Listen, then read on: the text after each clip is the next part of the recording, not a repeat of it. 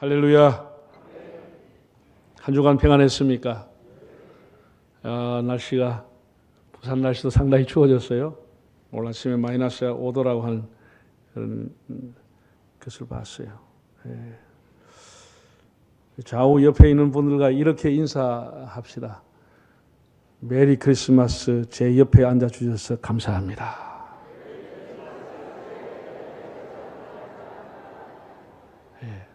옆에 앉아있는 사람은 찝찝하면 안 되는 거예요. 은혜가 안 돼. 옆에 앉아주어 서로가 다 감사한 마음으로 예배를 드려야지. 다음 주일이면 성탄절입니다. 또 다음 주일이 금년의 마지막 송년주일이기도 합니다. 성탄절은 늘 우리에게 기쁨과 설레임을 줍니다. 때가 연말이고 또 학생들 방학 때가 되어서 더욱 그렇습니다. 성탄 카드도 보내고 크리스마스 트리도 장식을 하고 길거리나 백화점을 지나가면 캐럴이 나오고 또 성탄 발표회, 성탄 칸타타 다 우리에게 기쁨과 설레임을 줍니다. 예수님이라고 하는 하나님의 아들이 이 땅에 오시는 것, 하나님이 메시아를 보내주시겠다고 하는 것은 이미 창세기에 예언된 내용입니다. 그것이 계속 점진적으로 발전해 가지고 예수님이 오시기 700년 전 이사야라고 하는 선지자가 매우 구체적으로 예수님에 대한 메시아에 대한 예언을 했습니다. 그래서 이사야서를 가리켜서 구약의 복음서라고 불려집니다. 이사야에 나오는 메시아의 사상이 여러 가지가 있지만은 대표적인 것 두 가지씩 두 번 화면을 통해서 읽어보겠습니다. 그러므로 주께서 친히 징조를 너에게 주실 것이라. 보라, 처녀가 잉태하여 아들을 낳을 것이요 그의 이름을 임마누엘이라 하리라. 이사야 9장 6절. 이는 한 아기가 우리에게 낳고 한 아들을 우리에게 주신 바 되었는데 그의 어깨에는 정사를 메었고 그의 이름은 기묘자라 모사라 전능하신 하나님이라 영존하시는 아버지라 평강의 왕이라 할 것임이라. 이 아기에 대해서 임마누엘이라고 하는 이름이 나오고 이 아기가, 이 한나들이 영원하신 왕이시다. 전능하신 하나님이다. 이렇게 구체적으로 예언을 했습니다. 또 두 군데를 한번 더 보겠습니다. 11장 이새의 줄기에서 한 싹이 나며 그 뿔에서 한 가지가 나서 결실할 것이요 그의 위에는 여호와의 영, 곧 지혜와 총명의 영이요 모략과 재능의 영이요 지식과 여호와를 경외하는 영이 강림하시리니. 42장 상한 갈대를 꺾지 아니하며 꺼져가는 등불을 끄지 아니하고 진실로 정의를 시행할 것이며 그는 쇠하지 아니하며 낙담하지 아니하고 세상에 정의를 세우게 이르리니 섬들이 그 교훈을 앙망하리라. 이새의 줄기에서 다윗의 줄기에서 메시아가 오리라 하는 그런 예언이 나오고 마지막에는 42장에 보면 나의 붙드는 나의 종 그러면서 그는 상한 갈대를 꺾지 아니하며 꺼져가는 심지를 끄지 아니하고 그의 나라는 쇠하지 아니하리라 하는 예언이 나와 있습니다. 매우 구체적이죠. 이미 창세기 3장 15절에 보면은 아담과 하와가 범죄한 이후에 하나님께서 뱀에게 하신 말씀입니다. 여자의 후손이 이 뱀의 머리를 상하게 깨트릴 날이 올 것이다 라고 말씀했습니다. 유대인 모든 사람들은 남자의 후손으로 태어났습니다. 남자가 그 가정의 대표입니다. 그런데 성경은 여자의 후손이라고 이 기절만 딱 나와 있습니다. 예수님은 남자의 후손으로 온 것이 아니죠. 성령으로 잉태되어서 마리아를 통해서 여자의 후손으로 왔다. 그것을 상징을 하고 있는 단어입니다. 창세기 49장을 보면 야곱이 그 후손들을 축복하는 것 중에 유다의 지파에서 이스라엘을 영원히 다스리는 자가 올 것이다 하는 예언이 있었습니다. 또 미가서 5장 2절을 보면 예수님이 태어날 장소가 예언되었습니다. 베들레헴 에브라다야 네가 작을지라도 거기에서 이스라엘을 다스릴 자가 나올 것이라. 베들레헴은 구체적인 장소까지가 예언이 됐습니다.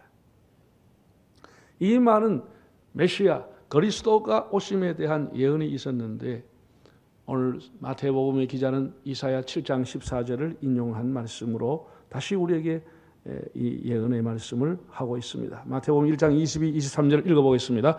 이 모든 일이 된 것은 주께서 선지자로 하신 말씀을 이루려 하심이니 이르시되 보라 처녀가 잉태하여 아들을 낳을 것이요 그의 이름은 임마누엘이라 하리라 하셨으니 이를 번역한즉 하나님이 우리와 함께 계시다 함이라. 네. 임마누엘, 히브리어도 임마누엘, 헬라어도 임마누엘, 영어도 임마누엘. 임마누엘이라는 것은 임이라고 하는 것은 함께, 마누 우리, 엘 것은 하나님. 그래서 조합하면 하나님 우리와 함께. God with us. 하나님 우리와 함께. 그런 뜻입니다. 성탄하신 예수님은 우리와 함께하기 위해서 오셨다고 그랬습니다. 성탄하신 예수님에 대해서 제가 짧게 아주 기본적인 것을 화면에 한번 보실까요? 성탄하신 예수님은 어떤 분이시냐? 이름이 뭐라고요? 이름을 지어졌음 예언자들에 의해 가지고 예수입니다. 예수. 예, 예수. 예. 그 예수의 이름의 뜻은 죄에서 구원할 자라는 뜻입니다. 죄에서 구원할 자. 구약 성경의 히브리어는 여호수아, 예수와 다 동일한 히브리어 발음입니다. 중국말 하면 예수, 헬라어로 예수스, 이 전부 다 예수. 예수라고 하는 이름의 뜻은 구원하실 구세주라는 뜻입니다. 죄에서부터. 그의 별명은 뭐라고요? 임마누엘, 늘 함께 하시는 분, 언제나 함께 우리와 함께 하시는 분, 그게 임마누엘입니다. 그 예수님의 사역은 그 예수님의 사역을 메시아 사역, 기름 부음 받은 자, 그리스도라 이렇게 말합니다. 그리스도는 예수님의 사역을 의미합니다. 기름 부음 받은 사람이 왕이, 대제사장이, 그리고 예언자가 기름 부음을 받았습니다. 예수님이 이 세 가지 역할을 다 하신 완벽한 메시아의 역할을 하셨습니다. 그러므로 이 성탄절은 아주 특별한 날입니다. 특별하신 분이 오신 특별한 날이 크리스마스입니다. 그러나 이 특별한 분은 너무도 평범하게, 아니 초라하게 오셨습니다. 하나님이 이 땅에 오시는 것, 하나님이 이 땅에 오신 것 자체가 있을 수 없는 일이고 특별한 케이스지만은 하나님은 조용히, 평범하게, 가난하게, 강보에 싸서 구유에 놓일 정도로 저 시골 베들레헴에 보내셨습니다. 하나님은 왕궁에서 왕자처럼, 귀족의 아들처럼, 재벌의 아들처럼 온 사람의 칭송과 박수를 받으며 태어나지 않게 하시고 가난한 시골 마을에, 저 가난한 들판에서 평범하게 구세주를 보내주셨습니다. 하나님께서는 예수라고 하는 이름까지 지어줬습니다. 죄에서 구원할 자다는 뜻이죠. 영국의 로이 레신이라고 하는 사람이 이런 글을 남겼습니다. 인간에게 가장 필요한 것이 지식이었다면 하나님은 이 땅에 교육관을 보내주었을 것이다. 사람에게 가장 필요한 것이 건강이었다고 하면 하나님은 의사를 보내주었을 것이다. 사람에게 돈이 가장 필요했다고 하면 하나님은 사업가나 재벌을 보내주었을 것이다. 사람에게 즐거움, 쾌락이 꼭 필요했다고 하면 하나님은 연예인을 보내주었을 것이다. 그러나 예수를 보낸 것은 사람에게 가장 필요한 것이 죄로부터 구원받는 것이기 때문에 구세주 하나님의 아들을 보내주었다고 말했습니다. 저는 지난 한 주간 임마누엘이라고 하는 단어가 우리에게 얼마나 큰 은혜가 되는지를 묵상을 했습니다. 임마누엘, 정말 영광 중에 영광입니다. 이런 영광은 없습니다. 여러분 조선시대 사극을 보세요. 그 왕 앞에 선택을 받아서 조정에 나가서 대소신하들과 함께 왕과 함께 국사를 논한다고 하는 그 자체가 개인뿐 아니라 그 가문의 영광인 것입니다. 한 나라의 군주인 왕과 함께 음식을 먹고 나라의 미래와 현안을 논의한다는 그 자리에 있는 자체가 영광인 겁니다. 선택의 영광인 겁니다. 네. 왕이 옛날에 왕세자 있었던 시절을 추억하면서 아주 연세가 많은 은퇴한 노 신하의 집을 방문한 일도 있습니다. 그러면 그 집안이 최고의 영광인 겁니다. 어떻게 구중궁궐에 있는 왕이 자기 집에 오겠습니까? 그러면 온 식구들 전부가 나와가지고 그냥 다 꿇어 앉습니다. 다 마당에 꿇어 엎드립니다. 상감마만 합시오 하면 다 꿇어 앉았어. 그 신하가 전하 어찌 누추한 곳에 왕림하십니까? 이렇게 감격하는 거예요. 그 왕이 자기 집에 왔다고 하는 이 자체가 그 가문의 최고의 영광인 겁니다. 최고의 영광이에요. 여러분, 사람이 가지고 있는 영광이라고 하는 것은 어떤 사람을 모시느냐에 따라 달라요. 예. 도지사를 모시는 비서, 총리를 모시는 비서, 대통령을 모시는 수석 비서, 그 영광이 달라요. 능력이 달라요. 파워가 달라요. 예수님은 만왕의 왕이시고 만주의 주가 되시는 창조주이신데 그분이 우리 가운데 오셨다라고 하는 거예요. 세상에 이런 영광이 어디 있습니까? 여러분, 구약시대에 대단했던 아브라함, 이삭, 야곱, 모세, 여호수아, 엘리야 같은 사람도 하나님 앞에 설 때는 두려워 얼굴을 들지 못했습니다. 다 두려워 떨었습니다. 수고는 얼굴을 가리고 하나님 앞에 서지 못했습니다.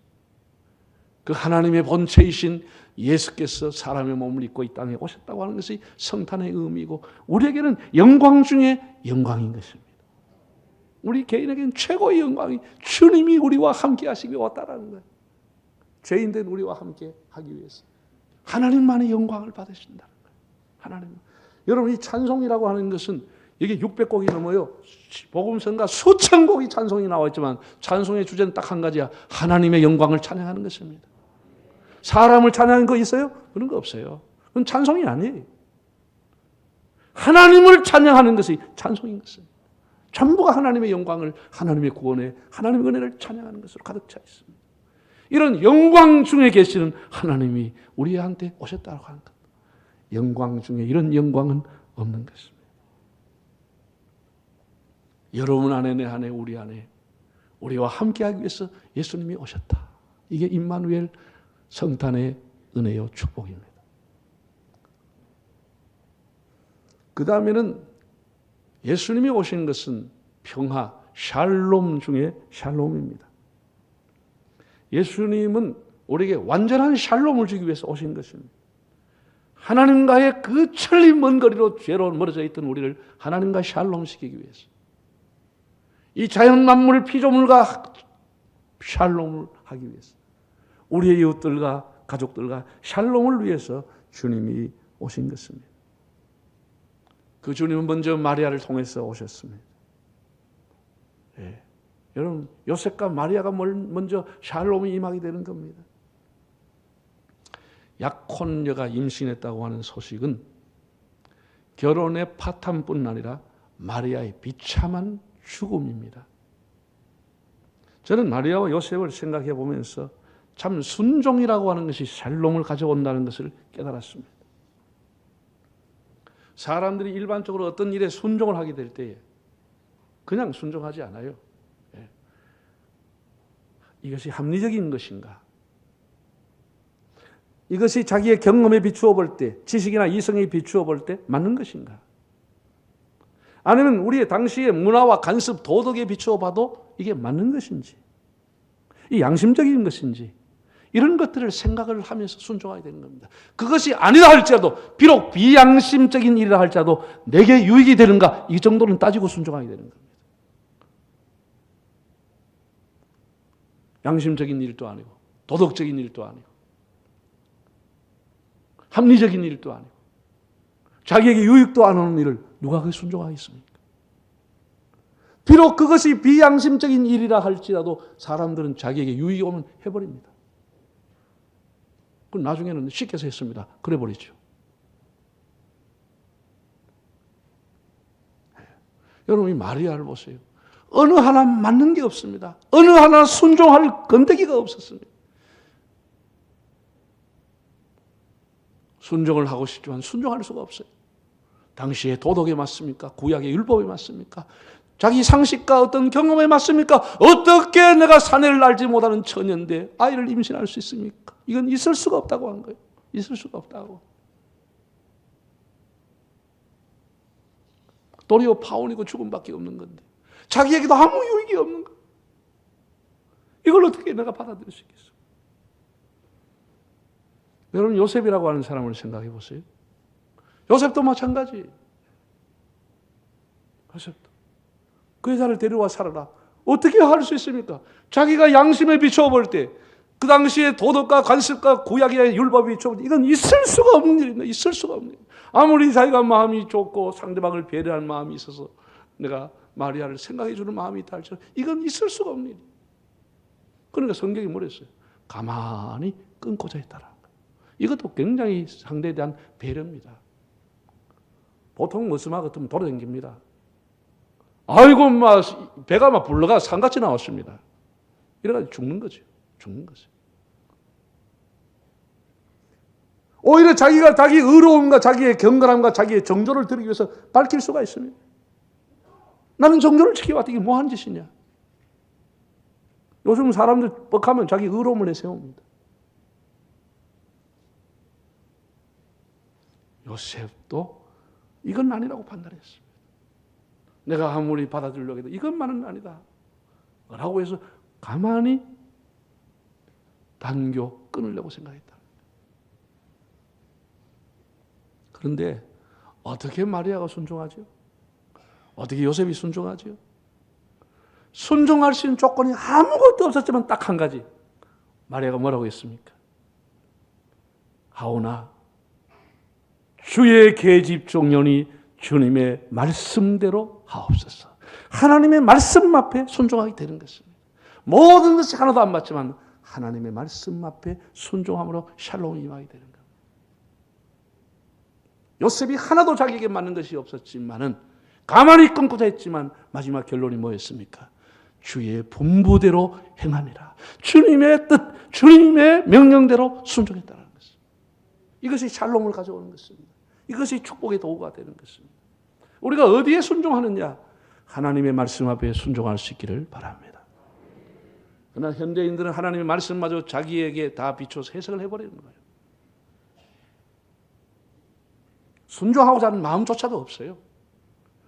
뭐가 똑똑해서 따질 게 많아, 대들 게 많아, 합리적인 게 많아. 그래서 하나님 앞에 순종하지 못하고 살아가는 거예요. 마지막엔 하나님 말씀조차도 마음대로 자기 편한 대로 해석을 해버리기 때문에 하나님 앞에 순종할 기회를 다 놓쳐버리는 거예요. 그래서 샬롬이 임하지 않는 거예요.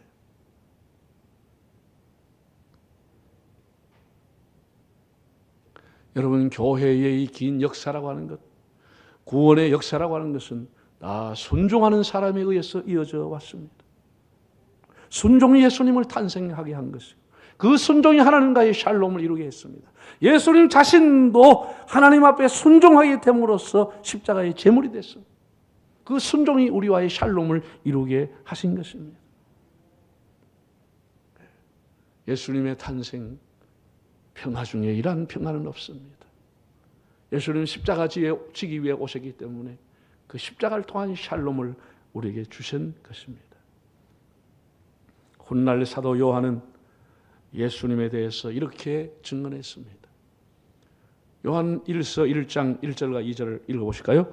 태초에 있는 생명의 말씀에 관하여는 우리가 들은 바요 눈으로 본 바요 자세히 보고 우리의 손으로 만진 바라.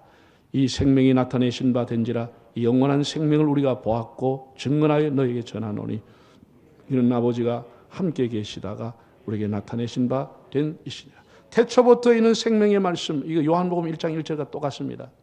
태초에 말씀이 계시니라. 이 말씀은 헬라어로 로고스, 예수님을 칭하는 말씀입니다. 예수님에 관해서는 우리가 들은 바요, 눈으로 본 바요, 손으로 만진 바다라고 증언했습니다. 예수님은 영으로 오신 분이 아니에요. 예수님 베들레헴 아기로 오셨습니다. 나사렛에 자랐습니다. 예루살렘으로 가셨고 베스다 들녘으로 가셨고 갈릴리 해변으로 가셨습니다. 사마리아 여인을 구하기 위해서 사마리아 우물가로 가셨고 저 두로와 시돈 땅에도 가서 주님의 천국 복음을 전했습니다. 부정을 탄 여인은 혈루병 여인도 예수님 만졌고 문둥병자도 예수님 만났고 모든 사람이 죄악시하고 더러워하던 죄인들, 창녀들, 세리를 주님이 만났습니다. 그들과 함께 음식을 나누었습니다. 예수님은 생생하게 오셔가지고 우리의 귀로 들은 바요, 눈으로 본 바요, 손으로 만진 바라 라고 증언했습니다. 그 예수님이 이 땅에 오신 것입니다. 얼마나 축복입니까? 얼마나 축복입니까? 임마누엘 예수님이 이렇게 말씀했습니다. 내가 온 것은 섬김을 받으려 함이 아니라 도리어 섬기려 하고 내 목숨을 많은 사람의 대속물로 주려 함이니라고 말씀했습니다. 이 예수님께서 승천하기 직전에 사랑하는 제자들에게 하셨던 마지막 말씀이 뭐였습니까? 볼지어다 세상 끝날까지 내가 너희와 항상 함께 있으리라. 마태복음 1장에서 임마누엘로 예수님을 표현했고 마태복음이 끝이 나는 28장에도 임마누엘 내가 너희와 항상 같이 있으리라고 약속을 했습니다. 여러분 성경에 나오는 것 우리가 좀 더 세밀하게 보면 구약에서 신약까지 흐르는 관통하는 것이 뭐냐? 전능하신 하나님에 대한 신앙과 또 한 가지는 임마누엘 하나님에 대한 신앙 고백이 나와 있습니다.